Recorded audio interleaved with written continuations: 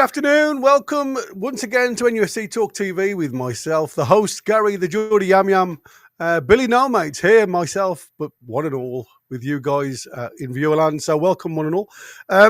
Obviously, Chris is busy at work. Wynn's got work that he needs to get sorted. So for the next week or two, I am going to be here on a Wednesday and Friday doing this all by lonesome. So I will be reliant on you guys out there in Viewerland to give us some support and some feedback and some chat. So today we're going to talk about the disruption, I suppose, with everything that's going on out there in the world of transfers, which isn't a lot as it looks. There's lots of rumours and potential buys coming our way. And by all accounts, we have a meeting happening today of the big wigs talking about the high cost of Premier proven players. So let's see what happens. But like I say, on Friday, I will be giving you probably a rundown of what potentially could be coming our way from the 1st of July. So we'll do that on Friday. But today we're going to talk about the stadium. And again, we've not had much good news in June. And the conversation, obviously, we've always had what we class as a soft date for the announcement of what's happening with the stadium and everything else. So Kevin Ball saying, reliant on us. Do you trust us? Of course I do, Kev. I mean, come on. You guys have been absolutely fantastic. I mean, Shelley, our Toffee Blue, she's in the chat. She says, roll on the 1st of July. So even fans that aren't black and white fans, they're all thinking exactly the same. So I'm sure there's going to be some news coming our way very, very soon. But before we get into today's show and talk about, obviously, an event that probably ain't going to happen for a while, if I'm honest, let's do the housework and then we'll crack on with the show. So welcome to one and all watching across all of the platforms. Thanks to everybody that works in the background, all the mods and stuff. Don't forget, if you would, please just do us a favour and hit that like button. It just helps us get further as a channel to other supporters. You can subscribe. It's totally free. It doesn't cost you a thing. The only effort you need to do is hit that subscribe button. If you haven't already, then you can hit the bell as well. All the future content that comes your way. Like I said, we've got Chris who goes on holiday next week, so I'll be front of house for most of the week next week. So again, if you get the bell hit anytime we come live, you'll get a notification that we have done so. If you want to support us, you can become a member, small monthly fee, and there's different levels to choose from depending on what you want to watch. If you've got a question for me, obviously you put a Q in front of it. It just helps me highlight it, but I will be looking through the chat as we go on with today's topic. And obviously I don't mention everybody's, but if you want to guarantee it, then you can use the $ and throw me a super chat, and then that will guarantee that message read out. And anybody that becomes a member during the show, or any of our beauties out there that are already members that want to gift them, I will highlight you guys as well. And thank you as we go along. So again, I am getting a little bit disappointed with the no information that's coming out of Newcastle, and that's across all grounds, if you like. Ian Fleming, 16 months of membership. Thank you, buddy. Again, one of our long heroes, Ian, who's been with us literally from day one. We are in a situation where, like I say, some people will always say no news is good news. But when it comes to the future, I always look at, for me, it's like the donkey and the carrot situation, isn't it? They dangle this carrot out in front of you with this soft timeline, if you like, where they're going to announce something that's going on. And then all of a sudden, that timeline is squashed because obviously we now have protests about the potential move into Leazes Park. Now, obviously, we were going to do this subject a couple of weeks ago, but because Wynn, bless him, the mighty Wynn, has got lots of work that he needs to get done during the off season. Because, like I say, we are going to be very, very busy during the season. We've decided he's going to go and get all his personal stuff out the way during this time, and then it just allows me to crack on with some of the subjects. So we have knocked it back a week or two, this subject, and like I say, a lot of the information that we've got was from the 12th of June. So again, things probably have moved slightly from us reading out what's going on from this discussion that happened, or especially the news that dropped on the 12th of June. I know there's been an upgrade on the amount of petitioners now. It was 28,000. It's well over 35,000 now, I believe. So the first one, I suppose, I want to get into is it was brought up by One Football, and it was presented in the mag. The Newcastle United Stadium protests demand a referendum vote on whether it goes ahead. And this was, like I say, the BBC got on board with it, and you talk about, protesters. And the BBC said it states the protests are against something that hasn't been announced. So again, we talk about this soft timeline. And then it goes on to say, however, everything does point towards the club seeing a brand new Newcastle Stadium built a couple of hundred yards away from St James's Park as by far the most likely preferred option when the club owners eventually make public what they would like to do. This would all but inevitably mean that Newcastle United Stadium to be partly or wholly built on Leazes Park, Castle Leazes land, just a goal kick away from St James's Park. Like I say, it goes on to say that the protesters have got 28,000 votes. I know now it's well over 30,000. I have heard or read somewhere, but again, I've not guaranteed it, that it's over 35,000 now. And he says on to sign a petition against the Saudi Super Stadium going ahead. The truth is that it's not difficult to get a certain number of people to sign any petition these days, especially online. And, whether or not they're giving the Pennywell address and type of thing, I mean, they do name some names here, and I don't know who these people are, so I'm not going to name them directly because I don't want to be linked with anything that they have written or said because I don't know who they are. If a new stadium idea was put forward by the club's owners and it has broad support by the NUFC fan base, which we know it has, then if it could be decided by public referendum, then in my opinion, bring it on. I don't know how deluded and out of touch you would have to be as one of these protesters if you honestly think that the ambitious, massive new Newcastle United Stadium would be blocked by the people of Tyneside in a public referendum. There are 50,000 Newcastle fans in every home match. Well, it's over 50,000. There are over 100,000 members desperately trying to get tickets in every match to join the season ticket holders inside. There were an estimated 300,000 turnout for the cup winning celebrations. There are millions of Newcastle fans, both locally and further afield. Any new stadium wouldn't concrete over the entire green space of Newcastle upon Tyne. The reality is that just as other major clubs have done with stadium plans and other training facilities and so on, if NUFC did build a stadium that took up some of Leazes Park, they would then for sure be making investment in paying for a trade-off where, amongst other sympathetic investments for the community overall, not just Newcastle fans, other land would be then made green space, such as the current St James's Park. And again, we've gone into this in the past where, again, you have to give them whatever land you're taking plus 10%, but that could be anywhere in Newcastle. A petition to prevent the new football stadium for Newcastle United being built at the city's oldest park has been presented to councillors.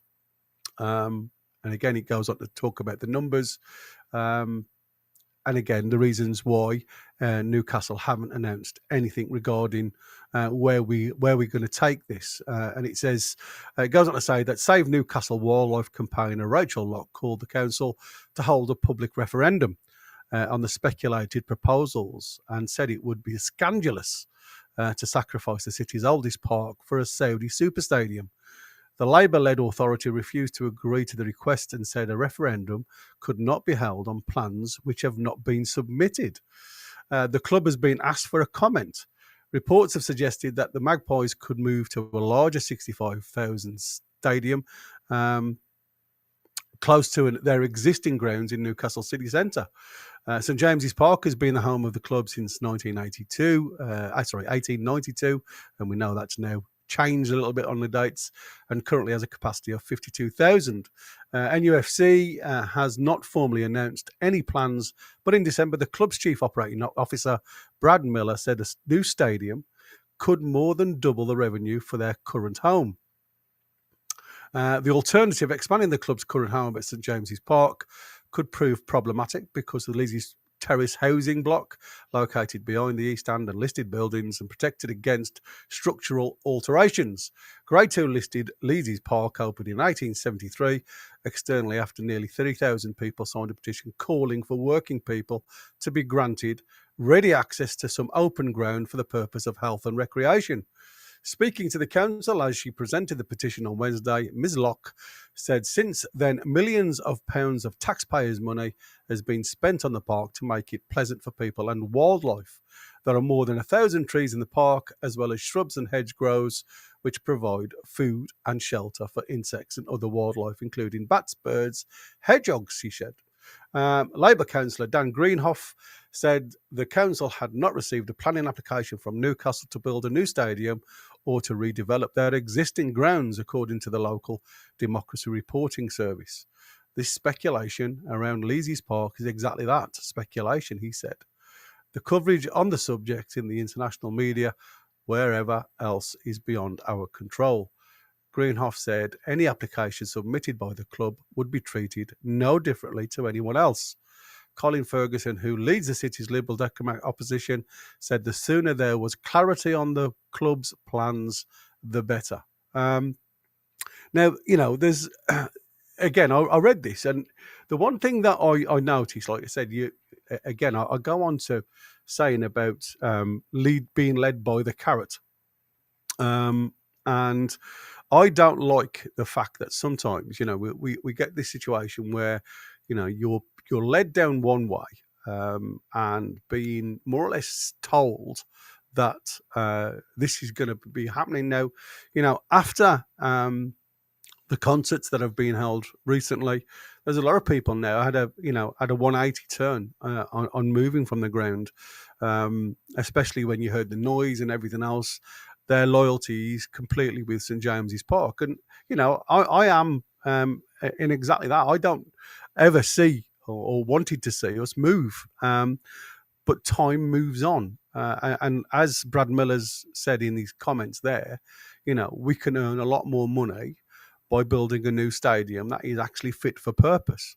And unfortunately, in our current location, as much as I love it, you will never be able to make the money that the top clubs earn, and we've got to start closing that gap. So something has to give, and like I say, sometimes wherever your heartstrings are, you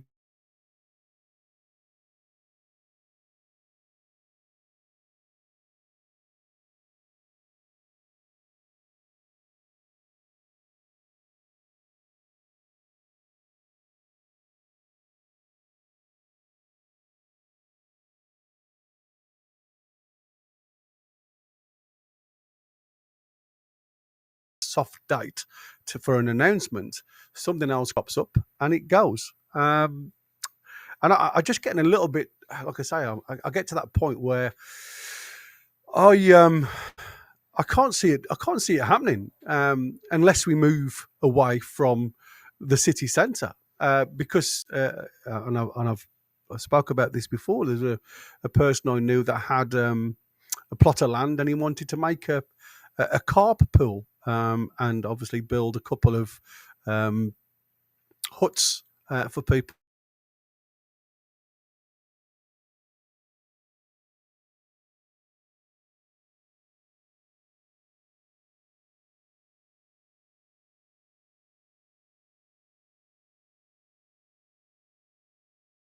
Wildlife, and even he had major issues in even getting something like that done. So, you can only imagine what it's going to be like for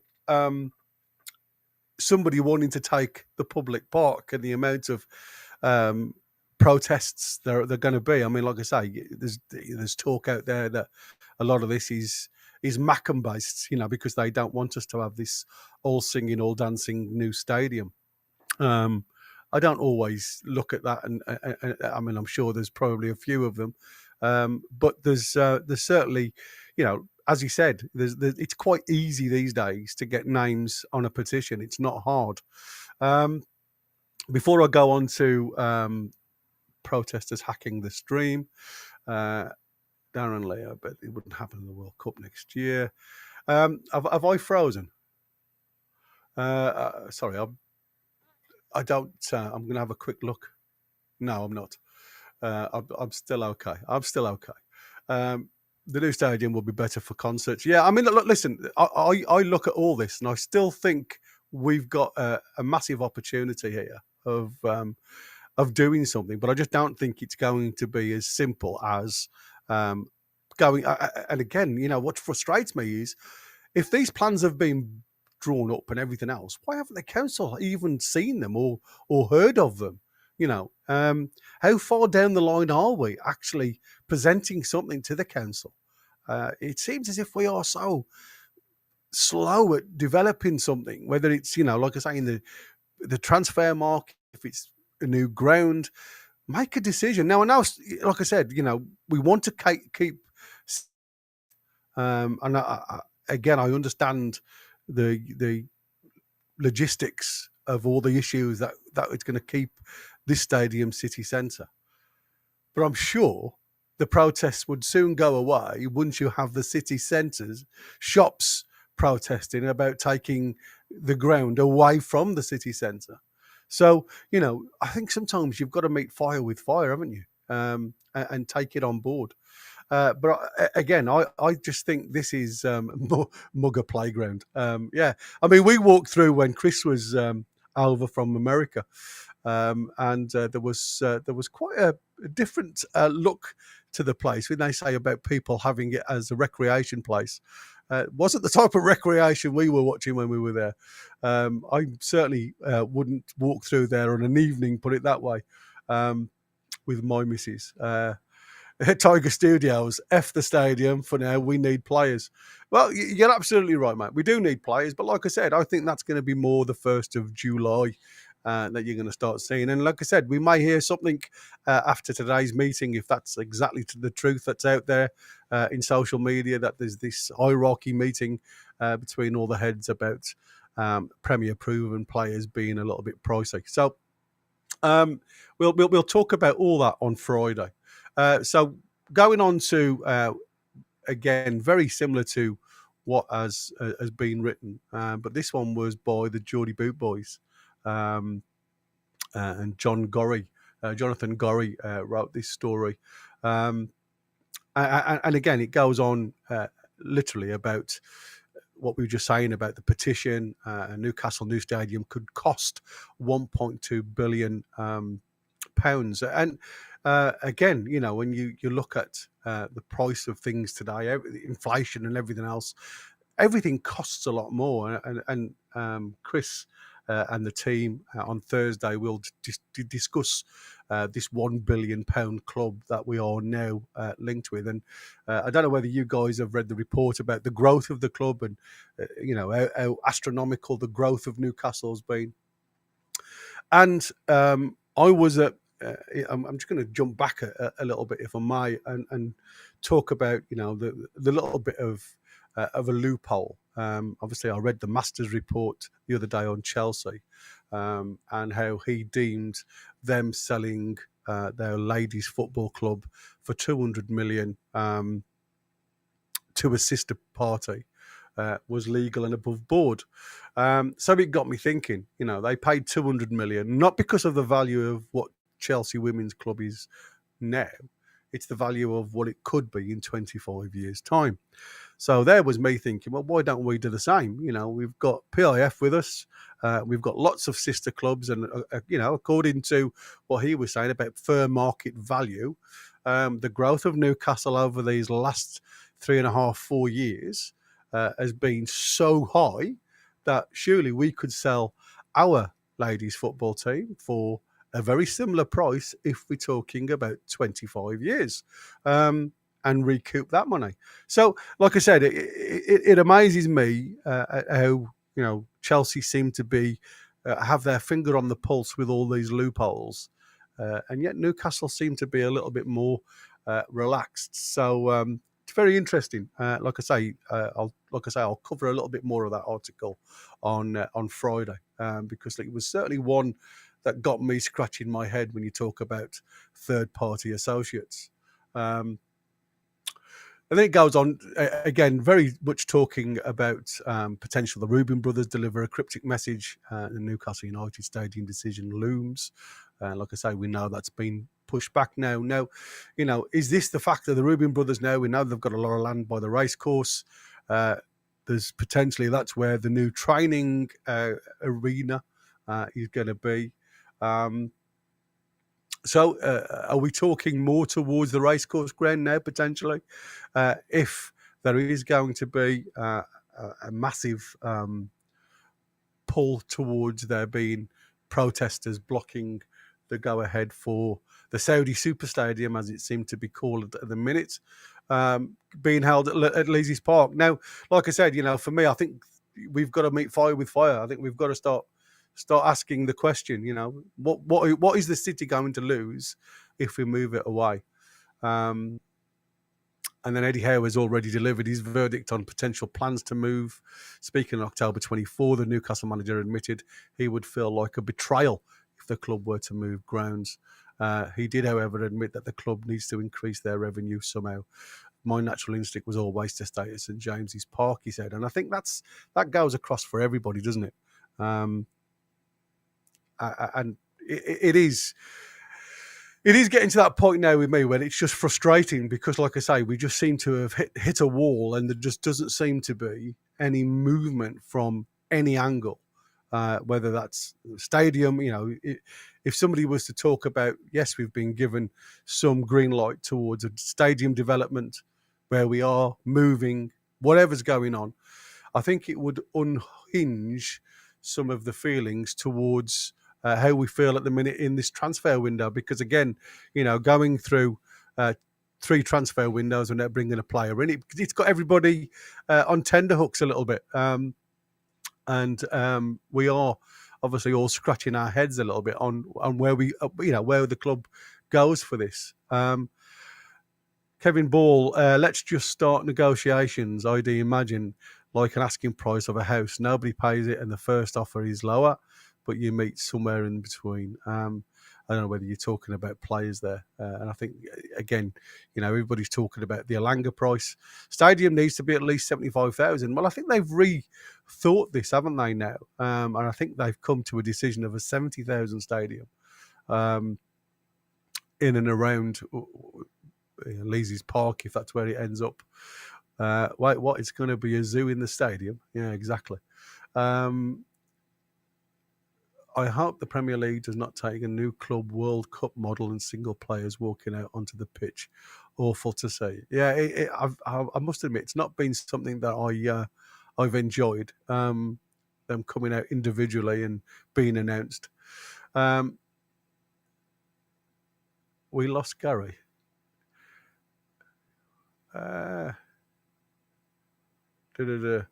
Again, I've been looking on there and I can see myself on YouTube, so I don't know what happened there.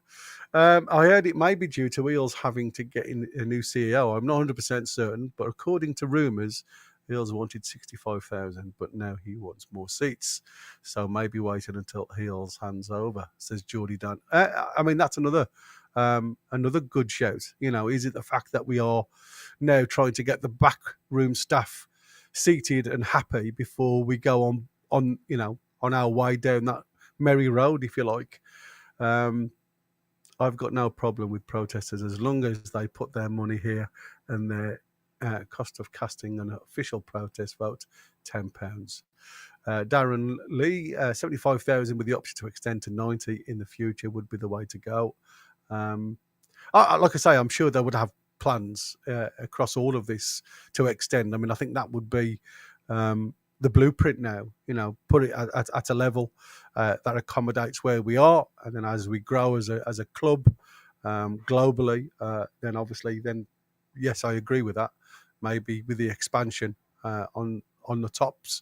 They are so easy now to develop if the footprint is there in the first instance. So, yeah, I can see that. Andy Turnbull, stadium and concourse has already been signed off, approved and funded. We are expecting it by the 11th of April as I sign off on it all on Friday. Finally finished, Project 189.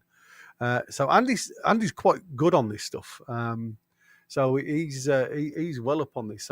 So according to it, it has already been signed off, approved and funded. That's an interesting one, Andy. Is that for a redevelopment of the old stadium, or is that for the new one? Because, like I say, according to what happened, it's not even been put forward to the council yet. So how can it be signed off? I'm 100% guarantee the protesters were either rival fans or champagne socialists down south, and that never went further north than Cambridge. We are all staying in Newcastle City Centre, says Andy. Okay, cool. Do these protesters realise that if they build the new stadium in Leazes Park, the park will be rebuilt on top where the St James's is now, plus an extra 20% or so? What's the difference? Well, that's what I was saying. I know Chris has, I suppose with everybody else, I mean, it would be lovely to think that some of the ground could be kept as memories or whatever, but I don't think you can do that. For me, like I say, what you take from Leazes Park, you put it at the front, and I think it'd be a lovely, Leazes way, walking from the city up the hill through the park. Maybe lots of memories of St James's Park dotted around on boards. I think that something like that would be absolutely exceptional. And I'm sure the park would get a lot more use than it does at the minute. So I just can't understand it, if I'm honest with you. Darren Lee saying that Aston Villa are looking at selling the women's team back to themselves in the Chelsea fashion. That's what I'm saying. I think, like I say, it just surprises me that, like I say, Newcastle seem to be so late in discovering these loopholes that Chelsea seem to get wind of quite comfortably. And like I say, it's legal according to Masters. But like I say, I'm going to go through all that before on Friday. Stadium will name Saudi sponsor. A lot of people really dislike the Saudi regime. I imagine a lot of the protests are against that, more so than losing the land. Now, that's another good thing. We have got the human rights people that don't like the noob logo. Oh, sorry, noon logo on the sleeve because of people rights. And like I said, I have no issue with people having a voice, having a chat. My frustration is we don't hear it. We don't get to know what's going on, where we are going forward, and it just seems as if we just get put back, and these dates just keep getting further and further away from us. So I just would love to know what's going on.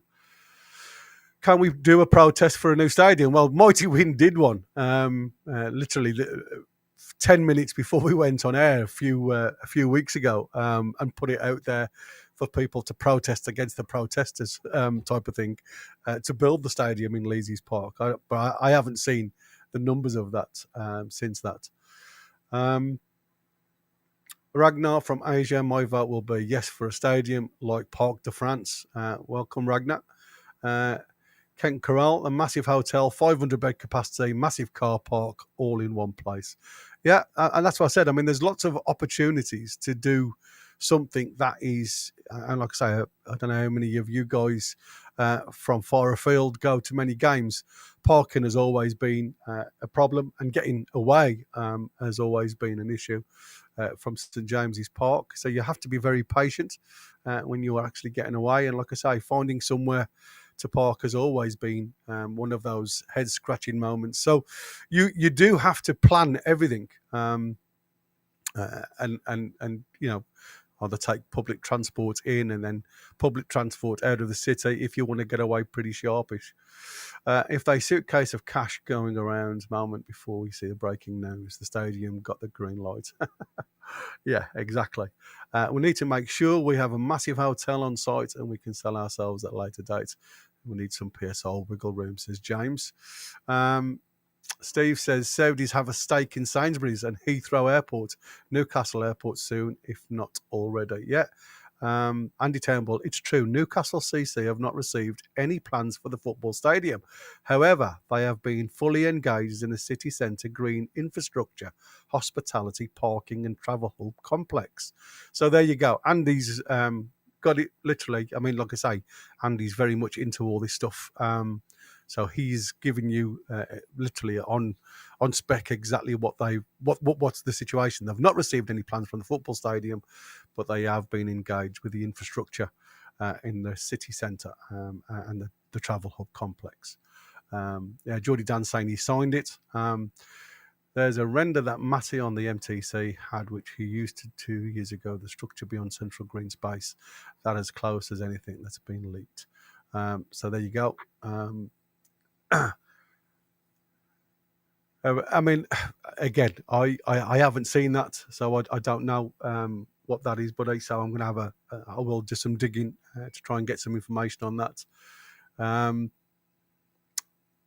I parked 10-minute walk away from the stadium. By the time you've walked out the back of your car, you've missed the traffic jams. Yeah, well, that's a problem, isn't it, mate? You either walk away from the stadium, early to get away early, or if you're like me, like I say, it takes you an hour to get out the city, and then you've got like a 3.5-4 hour drive back home. So it you have to start thinking about it. That's why I try and plan a couple of days up there so I can stay locally and then come back another day, because it's just so much easier than getting around.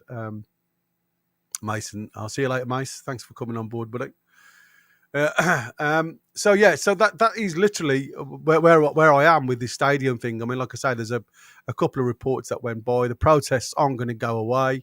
What we need to do is, like I say, for me, is literally just get on board with making a decision one way or the other. Now, somebody's going to get upset somewhere along the line with this stuff. Just having a look at some of Mighty Wins. He's on our other chat. Some of the stuff that he's bought in, and I get to that. I say I'm getting to that point now where I'm getting a little bit frustrated with not hearing. So Andy's coming again. What's PIF bought 70% of the airport? It's part of the 2034-35 apron to armchair in 15 minutes. It's all set for collection of experienced visitors, the new buzz from the airport to the stadium. There you go. Thank you for that, matey, because like I say, that's a lot more information than I was aware of. So that's what I'm saying. It's crazy to think that I'm having to rely on somebody out there in viewerland filling the information when I think it should be coming from the club and discussing where we are, why it's taking so long, and it just stops. What it does, it stops all the sentimental stuff. It's because like everybody's got an opinion on this, so you end up taking hours through social media, listening to everybody's opinion on what they think's happening, and that without knowing the actual truth. And it's very much the same with the transfer window, isn't it? You literally go out there and you're looking at all of this. The rumours that are out there, rumour mill. Is Alanga coming? How much money is he going to take to come? There's a lot of other potential players out there now. By all accounts, we're on the verge of putting in another bid. I can't understand why we went with 50 million at the start of last season. Well, if you like, halfway through the season in January. Sorry, I was right the first time. The start of the season. Potentially, apparently, they were looking at him again in January, and they were going to put the same bid in again. Now, when a player has had a good season, and I'm going to class Salanga as having a half-decent season for Forest, why go in there and put a less price in if it's somebody that you really want? It doesn't make sense for me. I mean, obviously, you've started at 51 minute. You can't expect them to agree at 45 if you've already put a 50 billion bid in. So, that didn't make sense either. So for me, it was a case of if Alanga's the man, then bring him in. But if he isn't, let's get going. Let's move it on. Let's not do a gay and wait for 2 or 3 weeks because, like I say, opportunities this time of year now. Once July the 1st comes, there are going to be a lot of teams acting quick. What he's just doing is to start the project on Monday, which is gutting. But people need to get used to the fact that it's going to take an amount of time until we can really compete with Liverpool, Arsenal on the financial footing. And I think that is the problem, isn't it? As Steve was saying, because his contract was a year less. I mean, yeah, I agree with that, Steve. But what I'm saying to you is they're not going to agree if they don't want to sell him. They're in a situation like we are with the likes of Tonali and stuff like that, isn't it, buddy? Like I said, especially coming off a decent season. You might as well have started, 45 million as your starting point at the, last season. And then you've got some ground. It just seems a little bit odd for me. They need to be told to crawl back in their sandals. This is mighty win. I love him. Some new trees to hug, then shortcut to the hospital. Yeah, exactly. And Kevin Bell's reiterated exactly what Steve has just said. 45 million is more the valuation because last year. I mean, like I said, I agree with you totally. But when, that they are holding out for 60 million, even though he's only got a year left, then we should potentially walk away. If we are only thinking that this player is valued at 45, it doesn't make any sense to me to keep on, kicking the can down the same street. Jeff Barlow saying, if we put 45 million because that is the value him at, if Forest value him at 60, then we need to decide we have a pay and walk away. And I think that's the meeting today. And like I say, I shall bring you the news from that meeting on Friday. Newcastle United as an institution is astronomically more important to the life of the city centre than any shortcut to the hospital. Tell them the stadium is happening, so that avatars and pims be chucked into the Tyne, says Geordie Dan. He comes out with some witty stuff. Andy Turnbull is talking to win now. The bypass is going down the back of the stack. That's why it was vital for us to put the lad back. Piff had to actually buy the business who owned it. All right, okay.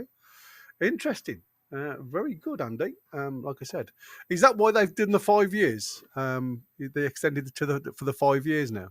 Because, like I say, I wondered how that worked. Was it the fact that because obviously the containers and stuff like that are owned by another company? That's it. That's an interesting one. I heard last season the bid was 30 million plus 10 performance add-ons. Almiron, so possibly worth less than the week's bid overall. Excellent news. Yeah, so that's the reasons why they've been extended the lease for 5 years then. So there you go. So there's things happening out there. And like I say, it's obviously not in the public domain. So thank you so much, Andy, for giving us the info live. And like I say, it's lovely to have people that know rather than listen to people's BS. So like I say, this is only a short one. Not a lot of news out there, like I say, apart from going over potentials. And what I'm going to do is look at all of the potential boys that we've been linked with, and maybe some others that may be a curveball if the Premier League proven players are just not cost effective.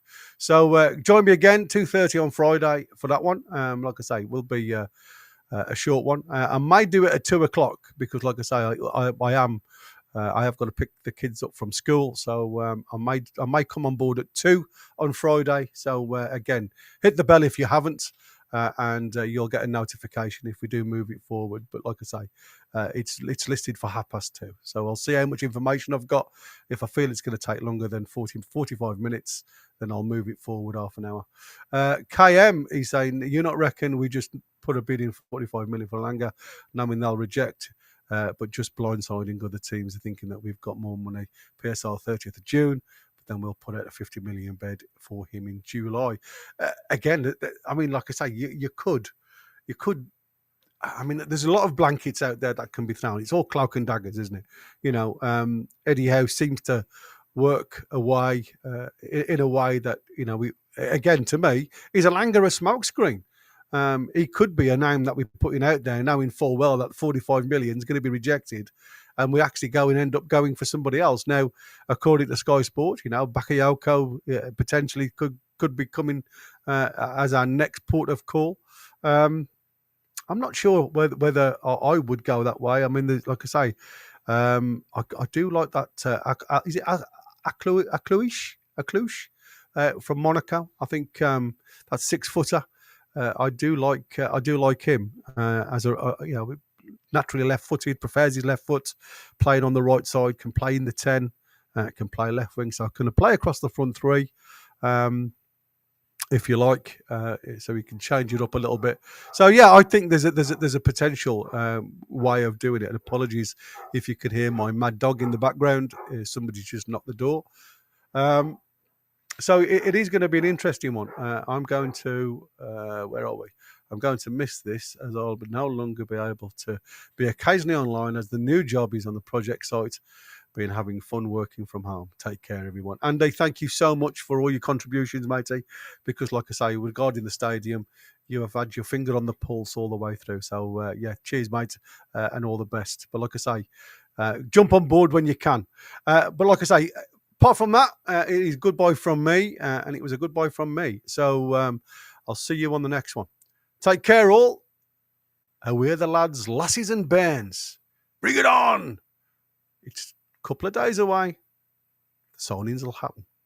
Have faith. See you soon.